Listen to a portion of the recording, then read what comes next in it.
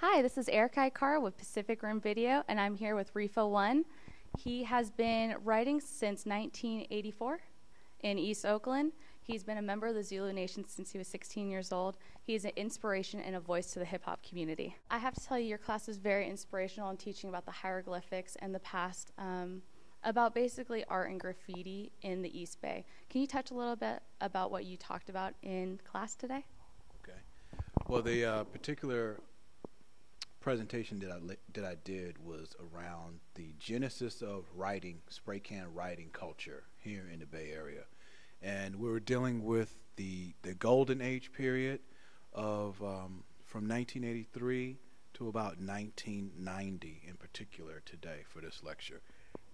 And just talking about how it's a youth-driven and youth-promoting culture that was created by young people here in the Bay Area to really just express what's already in your soul in a very creative way, get it out to the other community of youth to inspire and empower us all. And we dealt with a few things dealing with the politics of how we live under a controlling, suppressive type of government that seeks to limit our voices, take our voices away.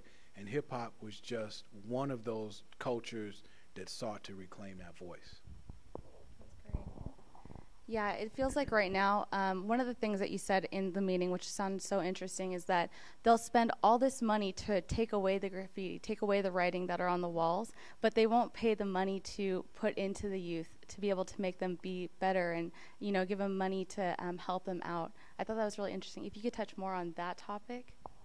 Oh, yeah, most definitely. I mean, that's the nature of the beast. I mean, California has spent millions of dollars on what they consider graffiti abatement, but you won't see them spending millions of dollars on youth programs, mural programs, and things that are going to be productive, but they'll spend millions of dollars on a war they can't win.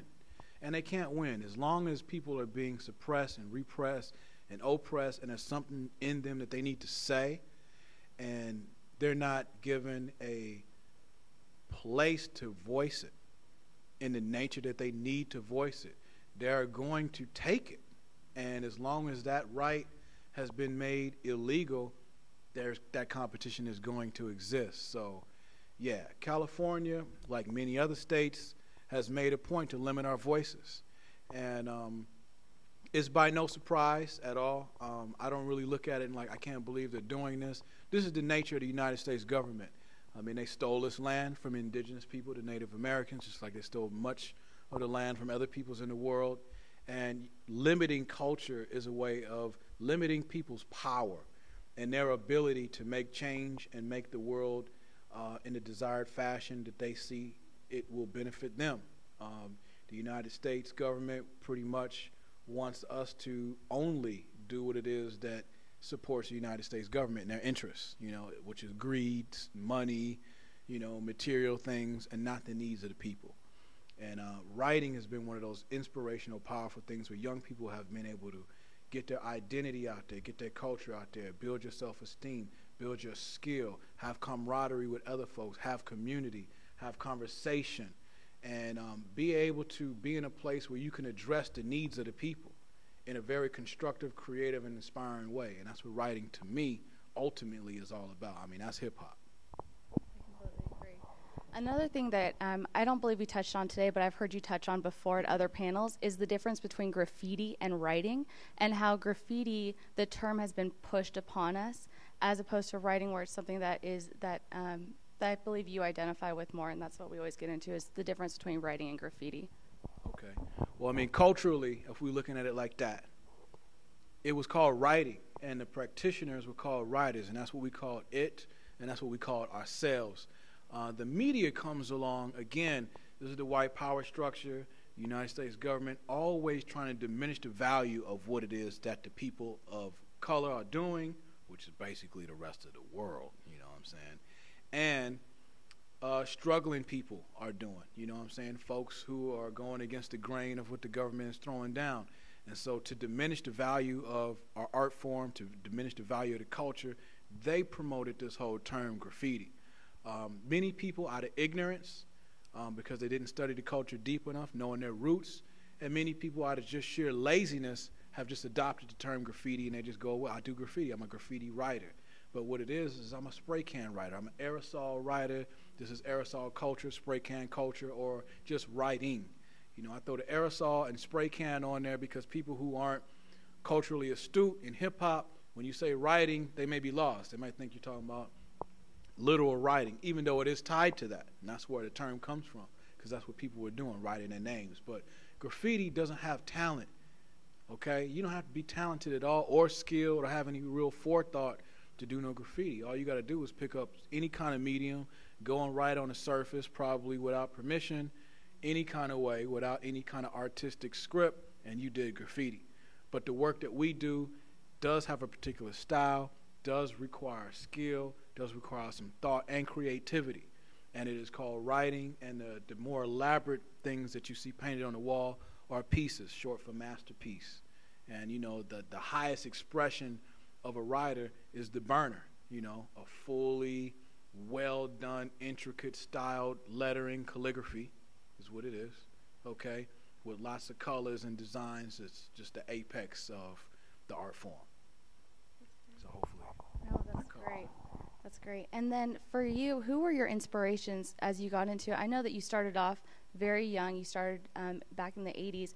Were there people out there that inspired you for your writing? I know that you have a completely different style from anyone else, but who are the people that touched you and who made you want to go out there and do this? Okay. Well, actually, the first time I saw spray can writing was in the 70s, in the 1970s in New York. A lot of my family is from New York City, so I would travel to New York on the holidays and summer, sometimes see my grandparents, and I would see the New York subway lines with a lot of pieces on it. And there were writers like Chain 3, Dondi, Case 2, Phase 2, a lot of the original cast of New York subway writers that inspired my work directly. When I got back to California and the hip-hop movement started to pick up here around 1982, 83, I got a little more involved. I was already into the b-boying or breakdance movement, and so and into comic book art as well. That was, you know, one of my introductions or inspirations as far as artwork in general.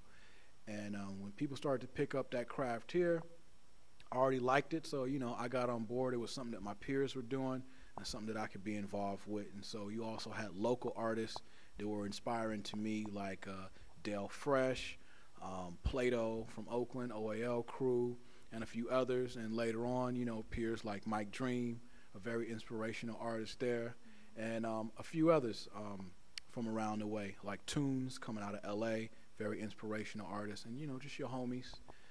The art form was very attractive to me, not only because it just looked fresh, but I could identify with the movement of the letters because the letters danced the same way I was dancing in the streets, doing b-boy movements. And, you know, I was also into martial arts, so I saw the letters moving just like those things, and they were alive, and I wanted to be a part of that, and so I just jumped right in. Great. How does dance coincide with the whole writing theme? I mean, do you feel like dance is really apparent in writing, or do you feel like, what's the connection between the two, would you say?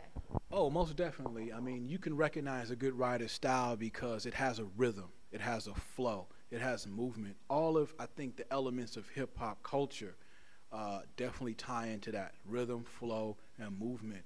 And where does this rhythm and flow and movement come from? Well, it comes from your spirit, you know. It comes from, the, you know, the cosmos. You know, we move into the rhythm and the beat of the universe, you know what I'm saying, I like to say. And when I looked at some of the letters and how they moved to the side and rocked and connected, interweave with each other, I had seen people doing this when they dance in a cipher, in a circle.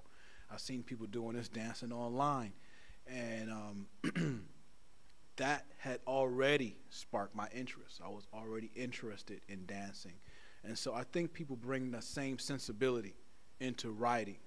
And you'll see that same type of movement in the calligraphy, how the letters flow, how they swing, how they hook, how they connect, how they relate to each other.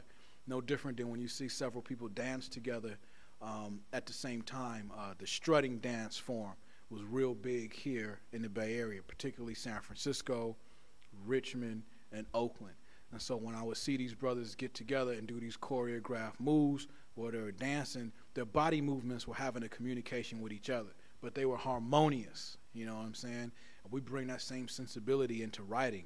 And when you see a writer that really doesn't understand dance and movement, it's clear in his style. Basically, he can't dance, and you know what that looks like on the dance floor.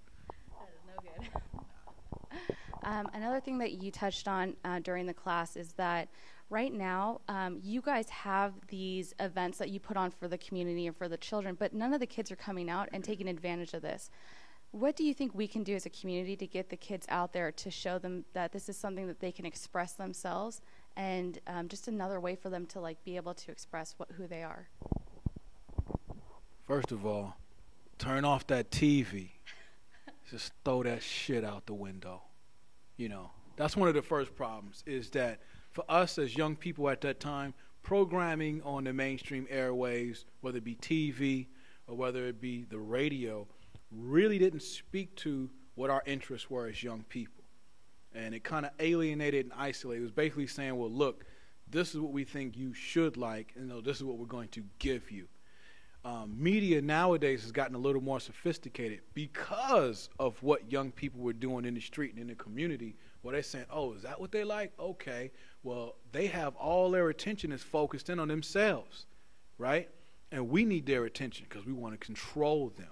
Therefore, in order for us to swing their attention back our way, we're going to have to start to adopt some of the form, not the essence of hip-hop, but the form of hip-hop, and bring that into the mainstream media, and with that, we'll draw their attention, and then we can feed them whatever it is that we want to. Because of the lack of maturity of some people and their own personal greed, and folks selling out, as well as people being exploited, because if you're poor and you have a family that needs resources and needs to eat and have a place to live, and you're an MC or a dancer out there who's really not cutting the cheese that way, and here comes the industry saying, hey, here's an opportunity for you to take care of your family by doing this Mickey Mouse stuff for us. To some, it could be exploitation, but it's also selling out to some degree as well. But the exploitation piece is that, hey, this person needs a resource, and this is a way for them to get it and feed some folks. And a lot of people get caught in that trap, because that's what it is. It's a trap. And with that, a lot of the attention from young people has been drawn into the focus of mainstream media, which is 100% toxic. And therefore, you don't have to create anything. All you got to do is sit on your ass as a young person and watch the boob tube or the YouTube and just suck it all in. You don't have to create. Somebody else is creating. But for our generation, I think the early leg of hip-hop, particularly here in the West Coast, we had to create what it was that we thought was cool. So whatever was happening, it was fresh, it was in the street. If you wanted to see it, you had to go outside. You couldn't sit inside and watch it on the TV. The music you wanted to hear was not on the radio. The DJ was the provider of the good sound that you wanted to hear, or whoever had the nicest box or sound system in the neighborhood. So people would come around and cultivate themselves and circle around those sound systems and listen to that music and feel that vibe and communicate with each other, whether it be verbally, through the spoken word or the rhymes, whether it be physically through the dance, or whether we just be feeling the vibe of the new drummer, which is the DJ. You know, that's our drummer for our age. You know what I'm saying? Or whether we're through the scribes. You know what I'm saying? The people who are laying down the hieroglyphics, that encrypted language that some people call graffiti art. You know what I'm saying? That's what was holding our attention, and that's what we were involved with, and it was very inspiring. So in terms of answering your question, how do we get that attention back? Well, we got to remove the distractions. We got to remove the distraction. It doesn't mean that we can't use media as a method to do that, but we have to control it. What's on the TV right now, what's on the radio right now, we do not control. The very people who seek to destroy our community, who are male supremacists, misogynistic, white supremacist, son of a bees, are the ones who control the mainstream media, right? Why are these going to be the people who are programming young people and telling them what's going to be cool, what's hip, what's flavorful, what's fresh? That's very immature, right? A mature statement that young people can make is taking that over. Definitely. Thank you so much for your time, and thank you so much, audience. I hope you enjoyed that.